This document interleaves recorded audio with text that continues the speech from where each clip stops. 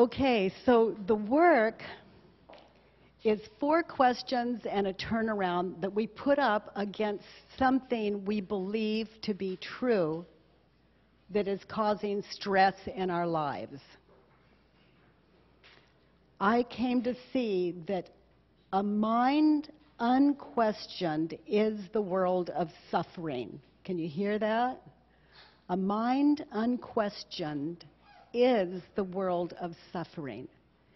If we questioned our stressful thoughts, those thoughts that make us so angry that we would hurt another human being, if we questioned them, there's no way you can have the anger. And what is left in its place is clear thinking and clear ways of doing it a different way. A way that works. Because anger is, well, I don't have to tell you about anger. I don't have to tell me about anger. I was so full of rage that often my children were afraid of me. And I was in a place that it was as though there was no way out for me. And I thought you had to die a physical death to escape the hell that I was living in. No one told me there was another way. I didn't have a religion. I was lost. I didn't have a therapist. I just was stuck in this mind. So one day I was lying on a floor because I hated myself. I was so full of self-hatred and guilt, I didn't believe I deserved a bed. So I would sleep just curled up on the floor. That was my jail. So one day I opened my eyes, a cockroach crawled over my foot, and I opened my eyes, and in place of all that darkness that I had spent all those years was an experience that I cannot describe to you. You know, I would say connected. I was connected. It was amazing. So I saw in that moment that when I believed my thoughts, I suffered, and so did my family. But when I questioned my thoughts, I didn't suffer. And my family was free of this rage that I was free of, and this crazy, crazy mind.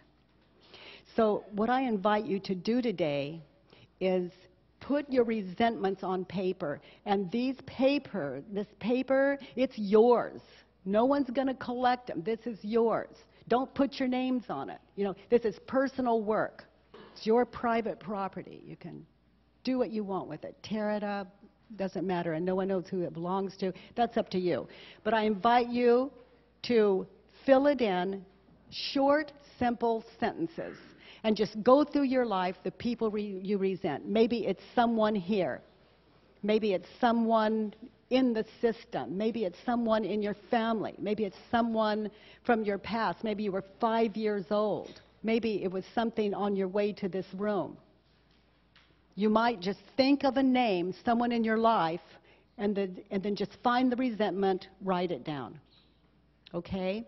So let's begin.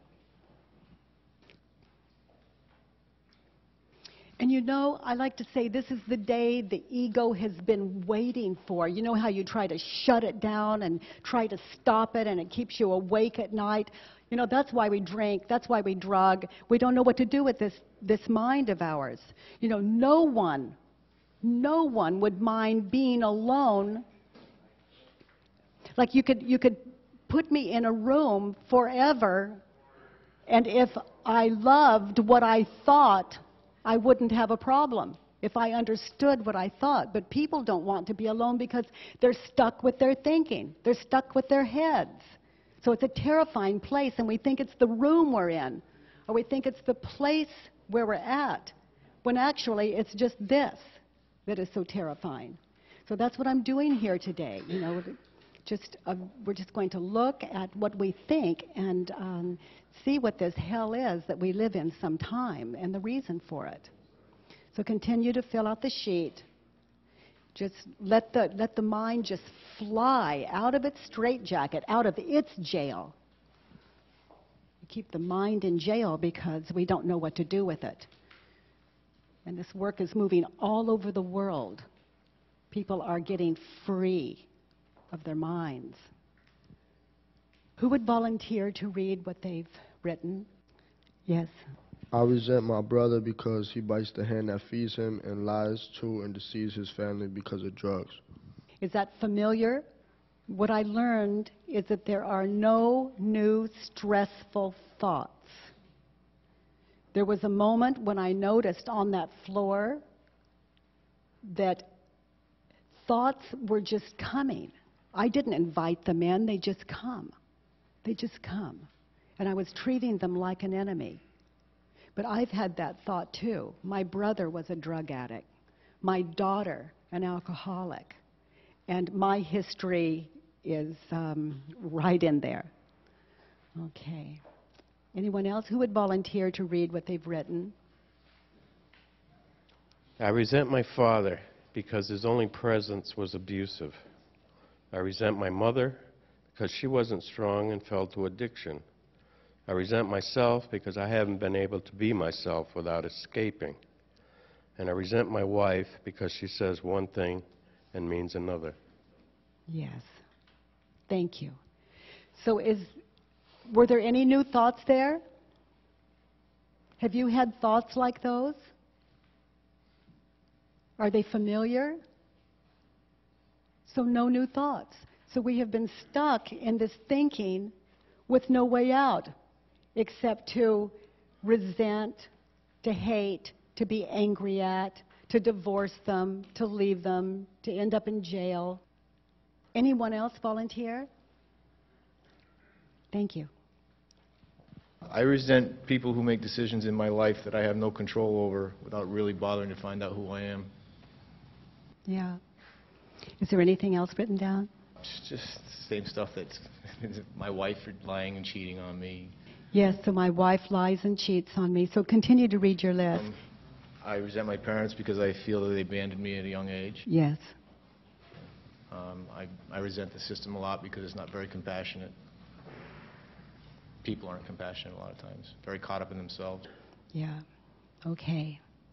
Okay, so would you come up here with me for a moment? Oh, We're going to look at the 4 questions, okay? What's your first name? Scott. So on the other side of this one, watch the 4 questions, okay? And the turnaround. So follow Scott. So you be the facilitator and I'll be your client, okay? Or we'll be friends, whatever it is, but you're the facilitator, you facilitate me. Okay. So people are not compassionate. That's what I believe. Okay. Okay, and I don't believe it any longer, but oh my, I spent 43 years believing that one. I believe it. Yeah. So people are not compassionate. Now you asked me the 4 questions. Do you know that? Oh, is it true? Yes, because that's where I used to come from. Can you absolutely know that it's true? Can I absolutely know that people are compassionate, are not compassionate? I can't absolutely know because I can't know their minds or where they're coming from. I can't know. I absolutely can't know their heart. I can't know their mind, so I have to answer no to this. And at the time when this work came to me, I didn't want that answer. But I had to go in because when I go out, there's war. And I end up in my own jail. So I had to go in and answer for myself. It's like you go into that connection. There's a mind in there that comes from the heart and it's connected. And if you let that answer the questions, it's an amazing experience. I call it the heart mind. You know, there are 2 polarities of mind. The one that says it's a terrible world, and then there's a heart mind in there that's the other polarity.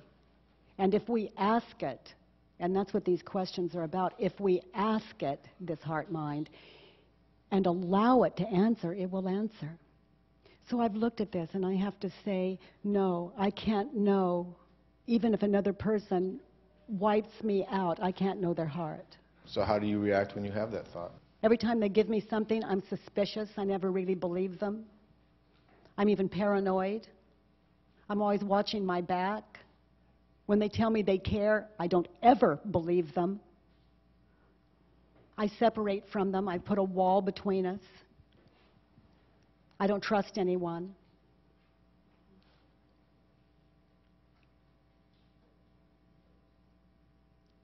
And I become a terrible listener. I can't hear my fellow human beings.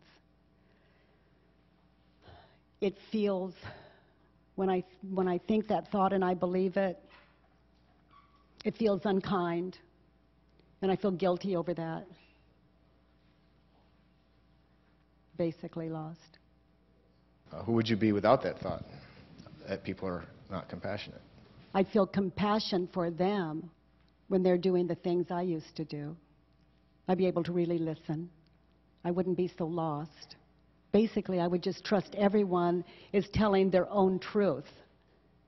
And I would be present with my own, whatever that would be, and I'd live a much safer life that way. I'd have my own guidance. So then if you take me to the turnarounds. Yeah. Okay, I'm not sure how to do this. Turn the thought around about your judgments on that, or Yes. on each question? People are not compassionate. See, And that's, okay, that's the saying the statement turnaround that of you wrote. Okay, Uh-huh. yep. And the turnaround on that would be? I am not compassionate. Yes, especially toward those people that I think are not compassionate. By passing a judgment on them, that's compassion itself. Yeah. It's like in the moment I see you're not compassionate, I've lost my compassion. I am what I call you in the moment. Another turnaround. People are compassionate. Yeah, that could be in their hearts. We're all compassionate. Okay, what if your experience with somebody has been that they're not compassionate? I mean, I understand that the concept of trusting, you can only trust somebody to be who they are. That's the only thing you can trust another person. Yes. And how, if your experience with that person is that they're not a compassionate person, that they're very spiteful and mean. Well, I can't go there after I question this, because they may not look compassionate in the moment. But who am I to judge? Am I compassionate in the moment? I can't change other human beings, but I can work on my own compassion. If I think they should be compassionate, let's let one human being be compassionate in the world, and that would be me.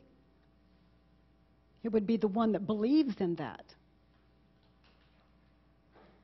And then when I see how difficult that is, I'm much more compassionate when I see people who are not compassionate in the moment. I believe everyone is. They're just stuck in concepts that they haven't questioned yet. It's ignorance. We haven't educated ourselves. We believe what we think. Thank you, Scott. Thank you. Yeah, thank you for walking me through that. Thanks.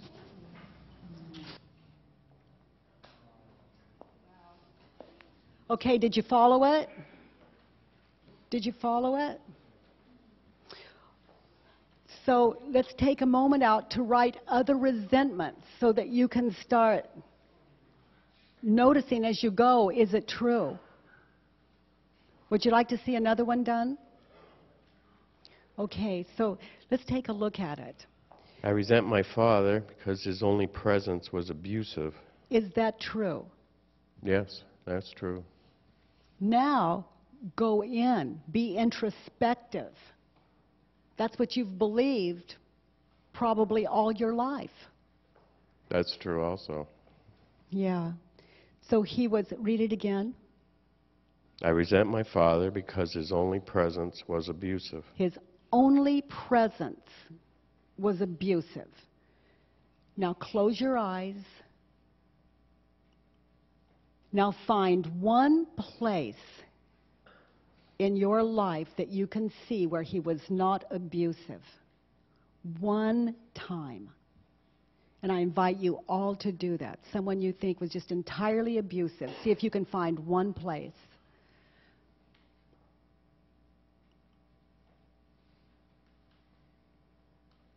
Did you find it? I found one. All right. Your father was entirely abusive. Is that true? No, it's not. Not if I go with the one time that he wasn't. Well, that seems to be the way of it. That's the truth of it. And the mind believes everything it thinks. How do you react? And I'm coming from your questions there. How do you react when you think that thought and you believe it? He was, and I'm going to shorten it, he was only abusive. That just makes me feel lousy. And how did you treat your father when you believed that he was only abusive? I spent my whole childhood in fear. And how did you treat him? What ways did you get even that you knew would hurt him, upset him, prove him wrong? Oh, I acted out. You acted out. And who did you hurt? I was hoping to hurt him. And but, who did you hurt? I hurt myself. Yes. So does that thought bring peace or stress into your life? My father was only abusive. Brings stress.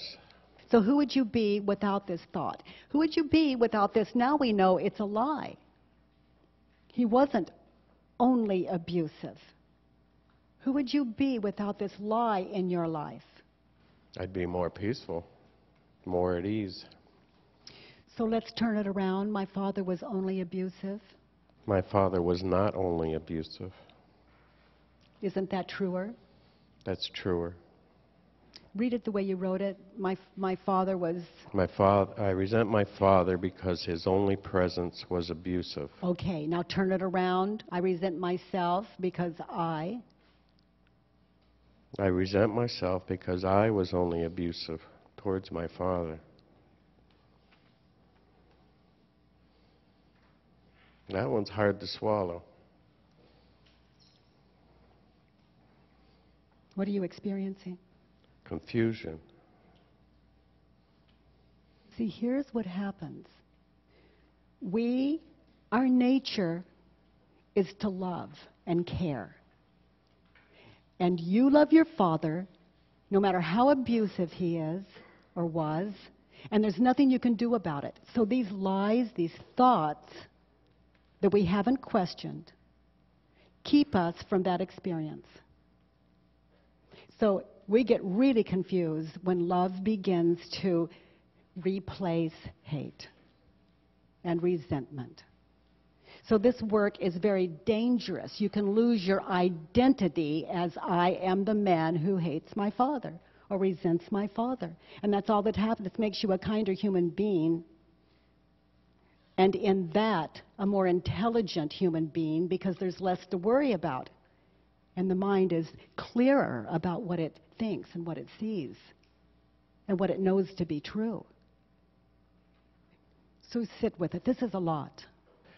From one sentence, yes, it's mushroomed into quite a bit. Yeah.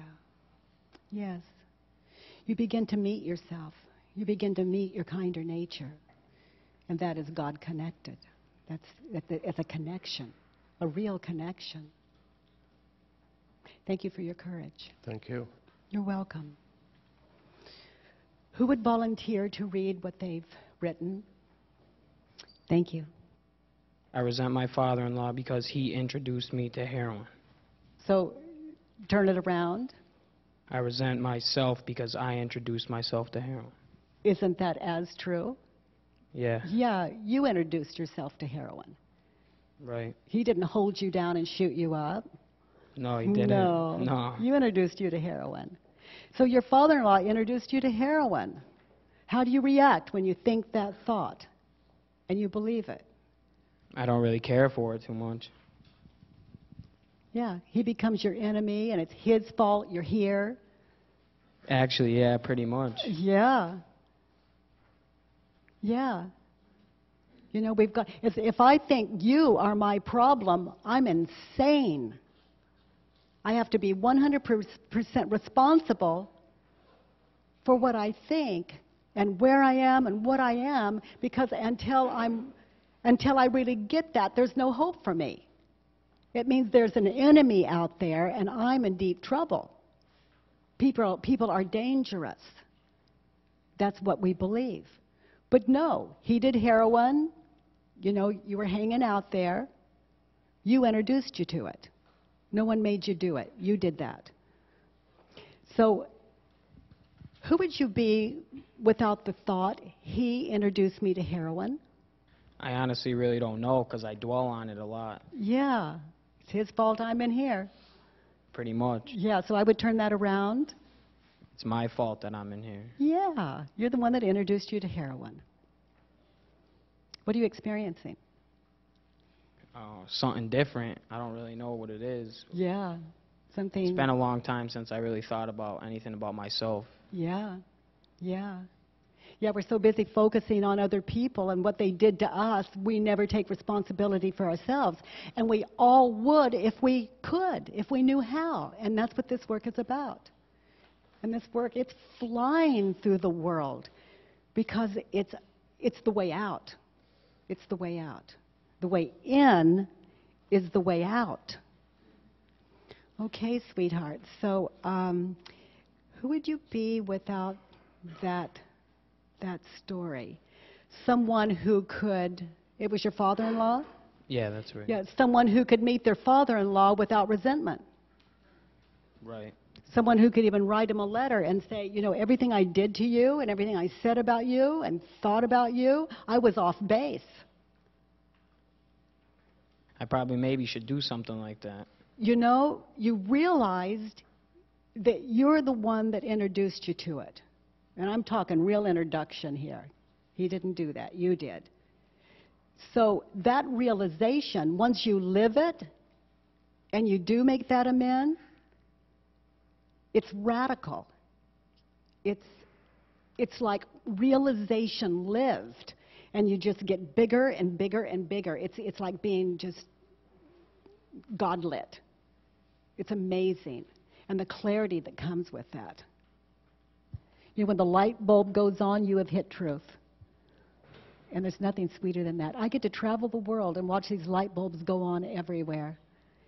And then when I come back the next time, I get to see what people are like when they've turned on their own light bulbs, which is what you've done here today yourself anyway. Thank you. Welcome. So let's look at the next one. I resent my cousin because he never got into trouble for the same things that I've done. Is that true?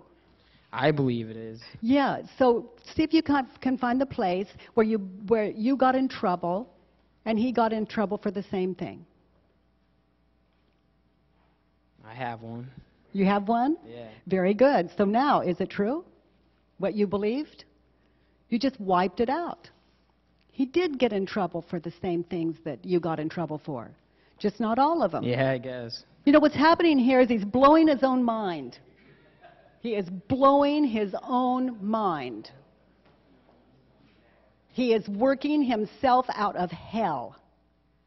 You know, this is your opportunity where you don't have to make a living, support your family. You can just sit back. This is an opportunity for you to get well, for you to go in and work your way out of hell so that you can be prepared for what you deserve, which is a really good life.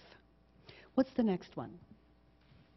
I resent my girlfriend because she doesn't have the dependency problems that I have. So you resent her for that. Is that true? Not really, but I mean, it No. is in a way. So is it true right now in this moment you resent her? No. No. And how do you react when you think that thought? It kind of hurts. Yeah. So who would you be without this thought, I resent her? I really don't know. And she doesn't have a dependency problem. Is that true?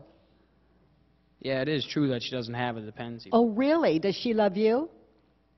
As far as I know, I don't. Yeah, well, she could be a little dependent on you. That's And true. you could be, you know, a dependency problem. If you're a problem and she's dependent on you, she could have a dependency problem. So let's look at the next one. I resent the system because they gave me a sentence for having a drug problem. Oh, whoa, whoa, whoa. Let's turn it around. I resent myself because I got arrested for having a drug problem. Yeah. Did you know it was against the law when you did the... Yeah, I did. Okay, so, you know, life's just doing its job. Just doing its job. But if I am in here for breaking the law, I did it. It's not a right or wrong, it's just that I did it. So I have, you know, do the crime, pay the time. Thank you, precious. You're welcome. Nice work. Thank So you. you know where to go when you have a problem. Put it on paper and question it. And the reason I say put it on paper is it gives you a chance to let these questions live inside of you. So would you volunteer to read what you've written? I resent my daughter because she quit high school and moved out of the house. Yes. So continue to read. I need my daughter to go back to school. I want her to move back home and listen more to her mother. Okay. Now, the world would tell you you're right, and you believe you're right. So you need your daughter to go back to school. Is that true? Is that what you need? I believe it's true. Yes. So you need your daughter to go back to school. This would be the best thing for her path. Can you absolutely know that that's true? I really don't know what other facts makes her do what she's doing, but... So how do you react when you think the thought, I need her to go back to school, and she does not? In fact, she leaves home. I'd be kind of frustrated, angry, mad at myself. Yes, frustrated, angry, mad at yourself, and sadness. Yeah. Yeah. So who would you be without this thought, I need my daughter to go back to school? I'd be more at ease, Yes. more peaceful. You see, for me, to argue with reality is to argue with God. And I lose every time 100%. I can't know what's best for another human being.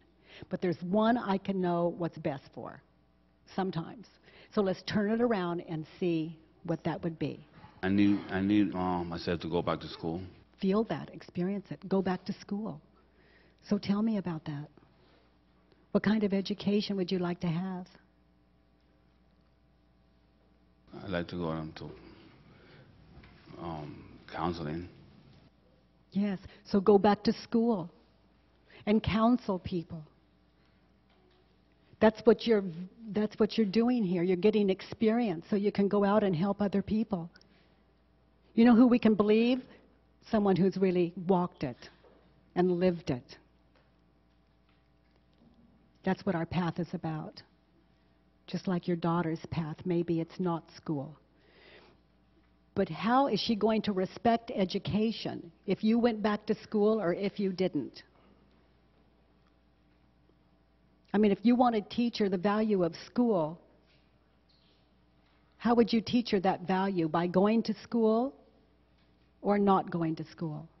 By going to school. Yeah, she could really respect that and also see that it's possible to go back to school at any age and how solid that is and what you do with it. That's attractive. Rather than saying, go back to school, listen to your mother. Please go back to school, it's for your own good. No, you go to school. And I love that you'd be a counselor because every time you counsel someone, you get to hear it. You know, we expect our kids to stay out of trouble, our wives to be loyal, our children to get educations. Turn it around. Where's the example? And if we think it's so simple, walk it. Go back to school. Oh, yeah? You think it's simple? You walk it.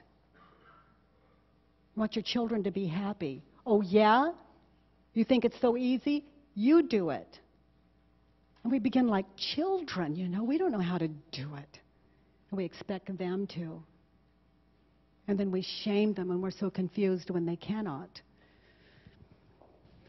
Okay, I put down number 3. She shouldn't be hanging out so much, neither smoking. She should make an effort to come to see me and talk to me more often. Okay, so can you absolutely know that it's true she should come see you more often? No. No. So how do you react when you think that thought? She should come see me more often and she doesn't. I'd be mad at her. I'd be frustrated again. Yeah, and then we wonder why they don't come see us. We're mad and angry, and we're mad and frustrated at them. You know? They know. They know, they can see it. They come see us in that anger and frustration when she does come. Yeah? Yeah. Yeah. Yeah, and then we, it's no surprise they don't come.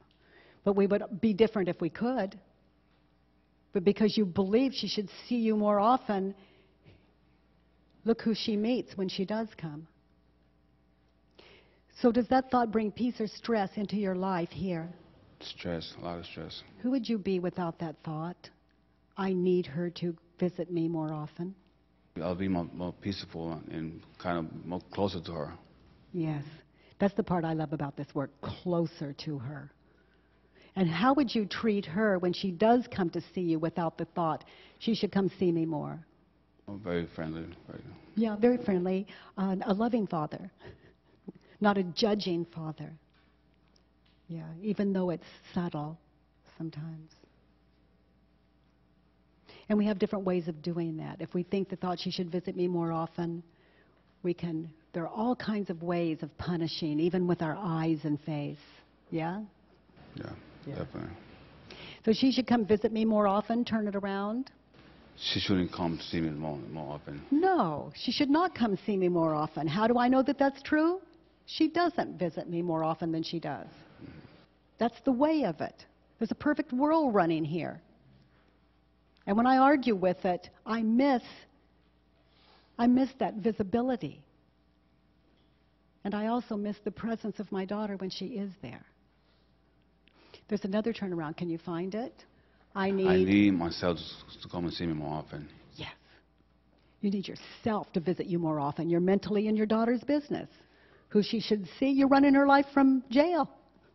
Yeah, you should come visit you more often.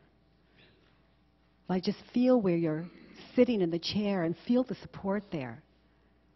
It's supporting you, and feel how the ground supports you. And feel the breath that comes in and out and you do nothing for it. It's a gift. And the clothes, the texture of the clothes on your skin. And your beautiful glasses and your amazing face and health. It's a gift. But when I'm mentally in her business, I'm missing all of that. I'm in hell. Hell, yeah. You have her dead, you have her addicted, you have all of that in your mind. Yeah. So you don't even know who your daughter is. Except dead, sick. Worried. Yeah. So your daughter should stop hanging out with those people. Turn it around. She should be hanging out with those people. That's her path. So can you find another turnaround? I should be hanging out with those people. Yeah, I should not be hanging out with those people. Yeah. Yeah, because mentally, you have her with some interesting characters. So stop hanging out with those people. Come on back to your life here now and see what you can learn from where you are. It's a beautiful world where we are if we question what we believe. I think you have the hang of this. What do you think? Yeah, definitely, yeah. Yeah, welcome to the work, to the work of you. You know, if your daughter lived the perfect life, it's not going to bring you happiness. You're just going to go to something else to worry about. Yeah. So ultimately, it began with you. It has to end with you. Thank you. Thank you. So your father doesn't care about you. Is that true? Yeah, I think that's true. Yeah. Because if he did, he know where I'm at. I talked to him a couple of times since I've been here. I mean, and he hasn't tried to ask to come see me or nothing. So. Yeah. So that means he doesn't care about you. He doesn't come see you, and that means he doesn't care about you. He doesn't care about you. Can you absolutely know that that's true? I think I can because, like, I wrote him a while ago, about, let's say, a half a year ago, and I wrote him like a couple months before my birthday, and then he never wrote me back Yeah. since then. And was that last means year. he doesn't care about you. Is it true? Yeah, he don't care about me, because he would have wrote back. Oh, really? Okay, now here, the mind has a job. When it thinks a thought, its job is to prove that it's right. I call it the I know mind. So you think the thought, my father doesn't care about me, and then the mind begins to do its job, and its job is to prove it. He doesn't answer my letter. That proves it. He doesn't come to see me. That proves it. Can you know another person's mind or heart? No, but Okay, now just watch how when you answer the question, you moved into the but. So just when you're doing this work and you get the answer and you notice a but coming in, it's to keep you from really experiencing the answer. So just notice, how does it feel inside of you when you think that thought, he doesn't care about me? I feel trash, like I was just here for nothing, basically. Yeah. My mother raised me. That's what did. Yeah. It's like if your father doesn't love you, you must be trash. That's what the mind will tell you. Yeah.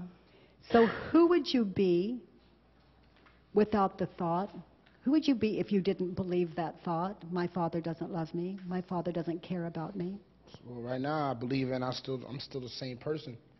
I mean, I'm not sad about it, but I mean, I've grown up, so.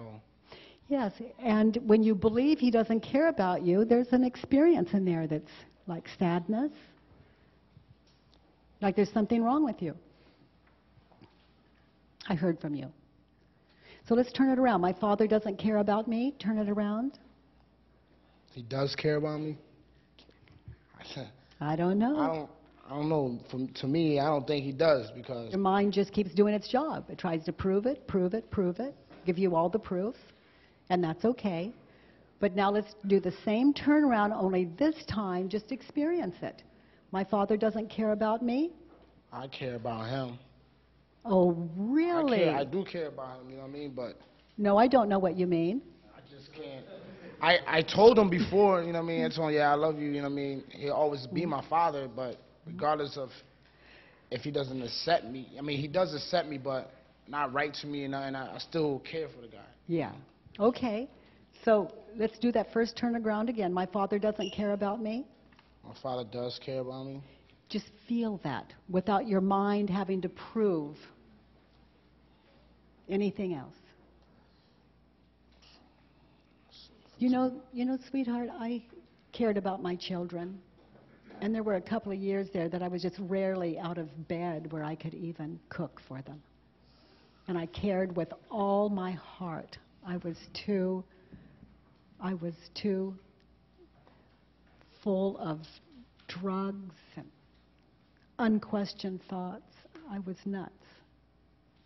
And there's no way they could think, if Mom really cared about me, she'd be like other mothers. Well, I cared with all my heart, and I still could not get out of that bed. And when they came into the room, all I could do is yell at them. So it felt like most of the time to me. But I cared about them with all my heart. That's why I always love asking the question, he doesn't care about you. Can you know what's in his mind and heart? I couldn't get out of bed. Were you ever in a position where you just couldn't change? No. You ever addicted to anything? Yeah. Well, that's a place where you couldn't change at the time. Yeah. So, can you see another turnaround? My father doesn't care about me. That's all I could see, because, like I said, I talked to him a couple of times, but... Are you about to be right again? All right. Yeah. It's like, my life is to prove he doesn't care about me. All the thoughts are to prove he doesn't care about me. I'm right.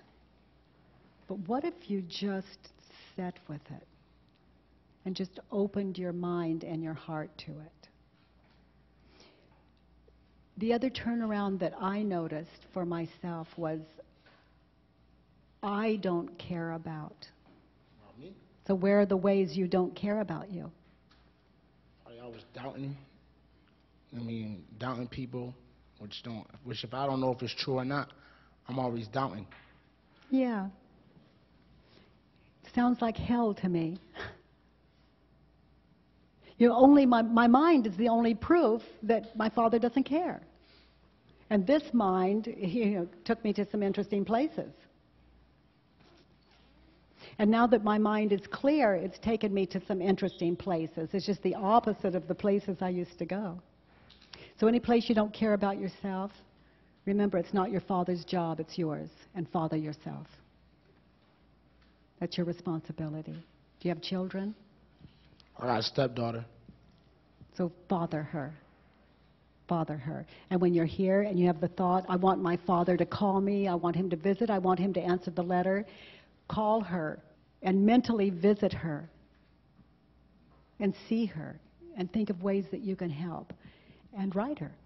Just turn it around. Good for you. That's a wonderful way. And when you see yourself not fathering you, just stop in your tracks and ask yourself, what can you do for you that's better than what you're doing? It's always a beginning. What's your name? Jason. Just privileged to meet you, Jason. Thank you. Thank you. So, anyone else volunteer to read what you've written? Good, good. I have a question for you. I'm having a, because I'm listening to everything and I think everything is good, but I'm just having a little trouble because you say to accept. That's mostly what we're talking about today? Well, what I've noticed is whether I accept it or not, Sure. it happened. Okay. And then you said something about putting it past and shut the door. Is it more or less like shut the door on your past? See, because my parents are still in my life, and I'm very angry with them, even though I love them to death, because I'm saying I'm in jail, because they should have been tougher on me. They let me get away with some things, and they also knew some things I think... Okay, so let's look at this. They should have been tougher on me. Right. Turn it around. I'm trying to turn it around, and I get slammed. You should have been tougher on you. Yeah, but as a child, as you're growing up... It's gone. You're right, but as you're growing up, you learn. You learn from social learning, from your behaviors at home, and so forth. Yeah. So now how can I adapt to something new and just turn around so quickly that I'm seeing things in a different way? Do you understand what I mean? So here's how you begin now. You just begin now. It's that simple. You know what the past is about? It's your best teacher. Okay, so you're saying just let's get rid of everything and just go forward now and never mind, because never mind about my past. Forget my past. Forget, that the house my mother owns is blue, which I can't stand the color. Forget about it. Forget about my little dog because he bit me when I was... But where do you hear me saying forget about the past? Well, I'm asking you to even write it down. No. I thought you were talking with Pedro here, and you said something about the past. We have to let go of the past and go forward. No, that wasn't me. It's what you heard, though. Okay, it is what I heard. It is what I heard, so... Yeah. Okay. It's what you heard, and it's not what I said. Okay. Yeah. Nice question. Okay. Everyone would forget about the past if they could. Sure. But, we can't. But we can question it and have a better now. We question the past, it gives us an incredible future. The past is our teacher. Right. So, let's remember it. Let's put it on paper. Let's question it and set ourselves free.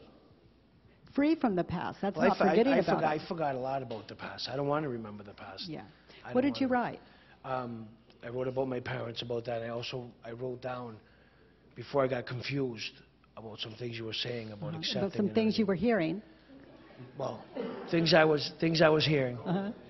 I also wrote, but I'm going to go, because you said something about counseling, because I heard you say, if I'm right, You said something about counseling. Well, that was his dream. That was, well, I'm going to go with what you're counseling, so I'm going to, maybe you can counsel me on something. I'm wondering because my daughter's mother, she's a beautiful lady. She's a young lady, like 31, like myself. And in my time, I am the father of the child. I was always there for my daughter. Drugs and alcohol, unfortunately, ripped me apart from her. She knows who her daddy is. And she's, right now, I'm mad at her mother because her mother should explain to her more. So her mother should explain about what? About my disease with alcoholism, like you should know, as you've been saying, that you've had a problem. So her mother should explain more to her about this disease? Well, I would think that she'd have a little more compassion. Her mother should be more compassionate and explain to her, turn it around. I should be more compassion? And explain it to her. Well, this is the problem. Explain it to your daughter. Yeah, see, the problem is this. I can't speak to my daughter. I can't call there. That's where I'm coming from. Well, there will come a time. All right. And that'll be the right time. All right. But for now, you know, it's Sure. not happening. Right. No, I wasn't debating with you about about anything. I was just like I said, I'm asking a question because I was having trouble. And my trouble more or less was, again, I can't see myself just shying off or Of course not. well, I'm just afraid you're going to say that's what I'm hearing. So, Well, you may come out of this a really focused listener. well, I am. I'm trying my hardest. But it's hard. It's hard. You know what I mean? I'm having trouble with it because reality is reality. Yes. And that's what you said, and which I heard. Well, that's right. because it is. And which it is, but it's hard. Oh, well, it doesn't I wait mean, for your approval. It doesn't no. wait for your vote. It doesn't. It just is what it is. I mean, I'm gonna get mad tomorrow. I might get mad today. I have Good. resentments all over a lot of people here. So let's hear one. Like I don't want to put. Well, I can't say that. Oh, really? I can't say it. Really? Well, I mean, nothing to the extreme. Well, it doesn't have to be. You know, the smallest little resentment can just drive you nuts. It can ruin your day. Aren't y'all going to 12-step programs? Is there anyone here that's not? You know what resentment does. It can take you right back out. These 4 steps and turnaround, they're like steps 1 through 12. And they're so simple. If you really want to know the truth, if you really don't want to come back here again, if you really want to get out of here, you know, because this is what got you here in the first place. Anyone else want to volunteer to read what you've written? Good. I resent my ex because the beep bounced on me while I was locked up. Because Because she left me while I was locked up. she left you. Yeah. Yeah, while you were locked up. Okay, so this is a fun one to work with, guys. She left you, is that true? Yes. Okay, now do you ever have a picture of her in your mind? Can you have one right now? Yeah. All right, she left you, is it true? Very good. I'd like to say, no one can leave me. No one has that power. And I'll take you with me the rest of my life. I can see you. And I love that. It's such a gift. You know, we question what we believe, and we step into a world that we didn't think existed. It's like when someone comes to us, it can be the nicest visit rather than the visit from hell. So how do you react when you think the thought, she left me, and she pays an occasional visit? I don't know. Resentment, sadness, anger. Anger. Yeah. So who would you be when you have a picture of her without the thought, she left me? Probably a little nicer than I am now. Yeah. And oh my, is that what you're after? You're going back to your true nature. You are just running that direction. That's what I did. She left me. Turn it around. I left her. Yeah. So tell you about that. What did you do just to make sure she would leave? Come to jail. Yeah. Yeah, you did that. So she's just a reflection of your thinking.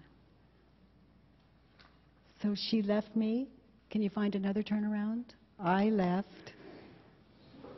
Myself. Yeah. Because you go into her business and you mentally judge who she should be with, who she should live with, who she should love. Like a dictator.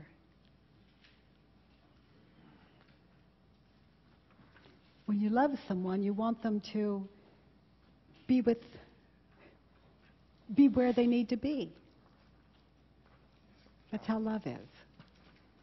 Yeah. Sounds right. So you left you. How do you leave you?